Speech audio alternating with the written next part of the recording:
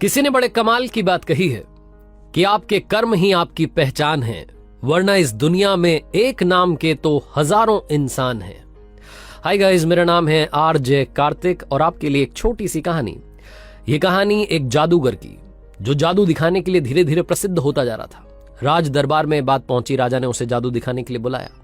जादूगर को लगा कि जिंदगी में सबसे बड़ी कमाई करने का अवसर आ चुका है। जादूगर ये सोच रहा था कि वो सबसे अच्छा जादू दिखाएगा और सबसे ज्यादा इनाम राजा जी से पालेगा। दरबार में पहुंचा, सोचते हुए जा रहा था कि कौन सा जादू दिखाऊं। जब वहां पहुंचा तो उसे लगा कि सारे जादू तो दिखा चुका हूं, आज कुछ नया करता हूं। तो जादूगर ने राजा का मुकुट ही गायब कर दिया और जैसे ही मुकुट गायब हुआ, दरबारी हंसने लगे। राजा साहब को यह अपनी तौहीन लगी। वो गुस्से में आ गए। उन्होंने कहा कि इस जादूगर को काल कोठरी में डाल दो और 7 दिन के बाद इसे मृत्यु दंड दिया जाएगा, फांसी की सजा दी जाएगी। जादूगर गया था जादू दिखाने के लिए, इनाम पाने के लिए, उसे कोठरी में डाल दिया गया। उसकी पत्नी को बात मालूम चली, रोती बिलखती पहुंची अपने पति से मिलने के लिए। जाकर के देखती है कि जादूगर मुस्कुरा रहा था। उसने कहा कि पागल पागल तो नहीं हो गए हो, 7 दिन के बाद में तुम ये दुनिया छोड़ के चले जाओगे और तुम मुस्कुरा रहे हो। जादूगर ने कहा कि चिंता क्यों करती हो, अभी 7 दिन का समय है, अभी मुस्कुराओ, खुश रहो, सब ठीक होगा।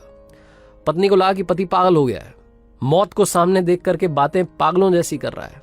वो चुपचाप वहां से चली गई। रोज उससे मिलने के लिए आती, वो रोज कहता कि 6 दिन बचे, 5 दिन बचे, 4 दिन।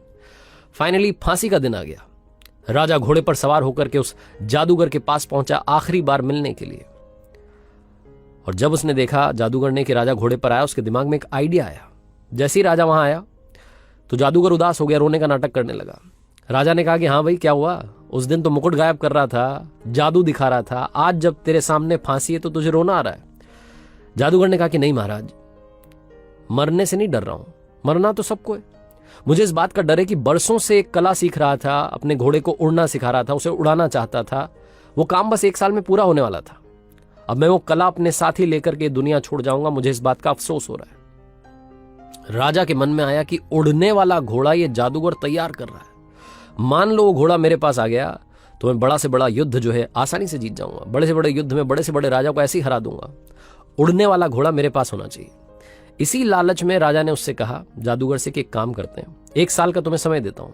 1 साल के बाद में अगर वो घोड़ा मुझे दे दिया तो बात ठीक है, लेकिन अगर नहीं दिया तो तुम्हें फांसी की सजा दे दी जाएगी 1 साल के बाद में। तब तक के लिए तुम्हें रिहा किया जाता है।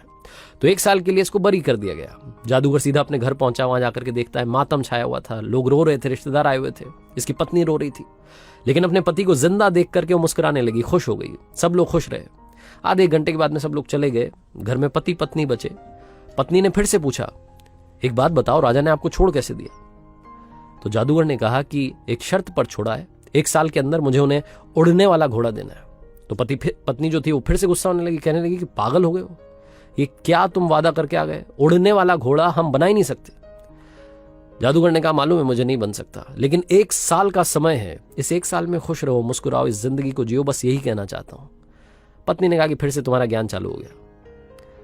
जादूगर ने बहुत समझाया कि खुश रहो, सब ठीक होगा। और कमाल ये हुआ कि उस 1 साल के अंदर ही 6 महीने के अंदर राजा की मृत्यु हो गई। 3 महीने के अंदर घोड़ा मर गया। कौन सा घोड़ा, कौन सा राजा, बात ही खत्म हो गई। जादूगर जो कह रहा था कि चिंता मत करो, बात बिल्कुल सही रही। छोटी सी मजेदार कहानी है, लेकिन हमें सिखाती है कि जिंदगी में हम में से बहुत सारे लोग आज में खुश नहीं है। हम कल की चिंता करके दुखी हो रहे हैं। हमें लगता है कि कल ये प्रॉब्लम आएगी, क्या होगा, कैसे होगा, उसको सोच सोच करके आज दुखी हो रहे हैं। आज हमारे पास में सब कुछ है, मुस्कान है, फैमिली है, लेकिन हम खुश नहीं है। हम कल की चिंता में दुखी हैं। ये जादूगर की छोटी सी कहानी हमें यही सिखाती है कि जो होगा देखा जाएगा। जिंदगी में ये फंडा भी बड़ा काम आता है।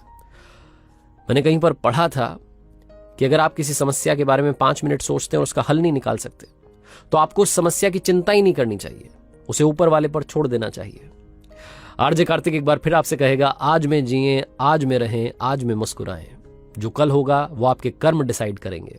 कर दिखाओ कुछ ऐसा कि दुनिया करना चाहे आपके जैसा।